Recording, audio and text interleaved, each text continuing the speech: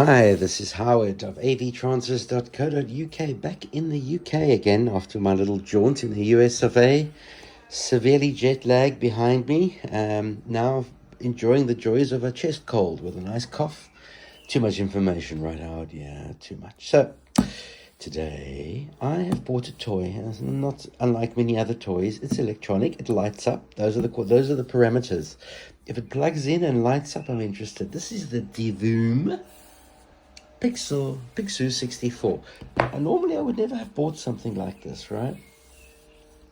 Normally, but I was given a gift of a very cool thing, a Pixoo, a miniature Pixoo, which is probably not going to work now because I've switched it off to save the battery. This is a Bluetooth speaker, right? Where's the power? There's the power. Let's see if it comes. Look at this puppy, right? It looks like a retro TV. This is the collectible one from Japan with the white chassis. I believe that is the there you go. Look at that. Isn't that sweet? I mean, how can a retro buff like myself not have something like this? But it's a very limited display. Yes, it's a toy, but I mean, just look at that. And how can I not? How can anyone who appreciates their AV not have something like that? And it's an incredible speaker as well. Not that I've tested that properly, but I just like the look of it. You could do animations. You can put your own goodie on there and so on. So this is an extension of that, and we'll be taking a look at this shortly. So I've just switched it on. I've unpacked it. It's a very nice looking unit. I mean, this thing is packaged like an Apple product. It's really, really nice. Nice and spongy. It's got very nice mountings for your tripod, or you can hang it on a wall. I plan to hang it on the wall. It's a nice size, although is it actually, well, I don't know what it is.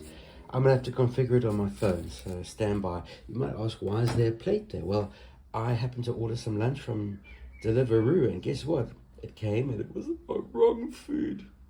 So instead of fixing it, they just give you a refund. Now I've got a whole bunch of food I won't eat because I don't like it. First world problems, hey? At least it is food. Probably have to find a way to eat it. Let's see here.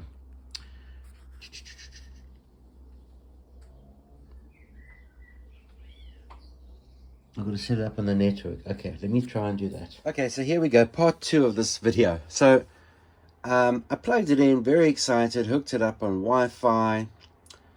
You know, very excited. Now that I've had it a few minutes, I've managed to check it out. But the first thing I want to just tell you is that when I first switched it on and connected it to my phone, it said, oh, there's a firmware update. Now, me being a good guy, I thought, okay, I'll click on firmware update.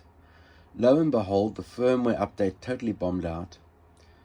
And that's like the worst thing that can happen to one of these devices, because basically it's bricked. So it has a memory, a micro SD card, which I took out. And it looks like it stores a lot of the information on there, or it uses it as a temporary drive. So I basically renamed everything on the file of the file system on the clock to sort of back called them back files. And then when I rebooted it, it booted up and it got stuck again. It kept getting stuck. And then what I did was I had another panic attack. I thought, well, what am I going to do with this thing? I don't really want to buy another one just to get the SD card. I'm not sure if the hardware information is stored on the card or inside the machine. I'd hope it was on the card. It'd be easy to fix it if it bombs out. But luckily when I rebooted it, I was able to reconfigure the Wi-Fi to look at my alternative network, and I was able to then re-update the firmware, which then overwrote whatever garbage it had saved previously. So just a word of warning, if you get one of these clocks, don't be in a rush to update the firmware, and just make sure, because you start asking questions. Oh, was the power supply enough? Was there a problem? Is it corrupted? Is it defective? You know, these things, when they conk out, they really conk out in a glorious way. So I've just set this up as a default clock. This is all part of its unique charm. Friday the 10th. That's the time, 1:45. I think it's aged me about 10 years since I started installing this, because I was like, oh God, how am I going to fix this? I was really quite stressed. But now it seems to be okay again. and it was crashing in the first 10 seconds, whereas now it's been running for more than 10 seconds, which means it works. So you can customize the screens. There's some examples there. The Pixoo 64, really cool. I think that there's sort of a gamer setup where you could set it up, how many YouTubers you've got, you know, that kind of thing you can do with it. But it's really nice. It's like a picture frame. It's a good size. It's like an A4, maybe a bit wider. Well, let's have a look. Let's get a piece of paper. Oh, what's this? This is A5, isn't it? It's A5. So 2 of these is A4. Yeah, it's about that. It's pretty decent size and pretty cool. And you can change the animations. Apparently, you push the button. Yep, there we go. Oh, well, I really need that. That's really a keeper. I want that crap. There's a visualizer. Oh, I see. As you talk, it does that. That's pretty cool. Ha ha ha ha ha ha. Use the force, Luke. Use the force. Oh, I like that one. That's a test button. Although it actually looks cuter on the small one. In fact, the grain kind of matches this pinball table's covers grain. What else? Oh, blank screen. Push it again. I'm not too sure why it does that. If it's just too many things. Or if it's just latency. I don't know. You're supposed to be able to update the stuff with your phone.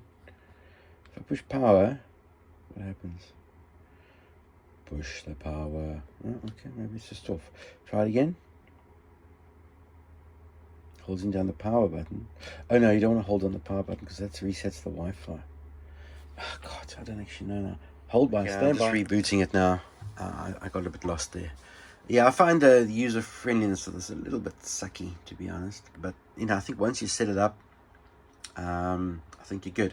The software appears to only allow one device at a time. When I added this to the Divoom software, it lost the little TV clock that I've got. So that was a bit disappointing.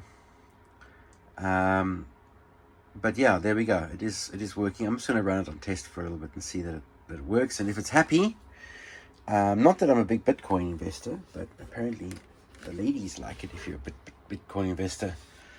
I call it a schmuck. But anyway, so there we go. That looks kind of cool. They can go on the wall somewhere. It's not too bright, so actually it's quite easy on the eye. It's just a very low brightness LED. Very interesting. It's got different faces for clocks and things like that, so that's pretty cool. So that's a quick look at the Pixoo 64, aka Anxiety Attack 2000 device. It works with Wi-Fi. There's a 12-month limited warranty. Yeah. Only because you guys have to, right? Wouldn't do it otherwise. The warranty does not cover failures caused by modification, repaired, and disassembled. Well, does updating the firmware, which your software insists upon, considered modification? I don't know. I always wonder about that. You know, that's the thing with these firmware updates. They should say, okay, you know, this is about to do an update. Do you wish to back up the software? That it's easy to restore. And you can go, yes. And then after that, it will install the other thing. That would make sense to me, that you've always got a back point.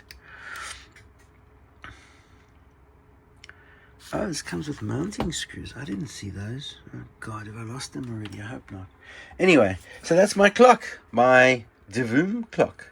Have a good one. From Howard at AVtransfers.co.uk. Yeah, I know it's not video transfers, but it's moving images, so not the end of the world. Bye for now.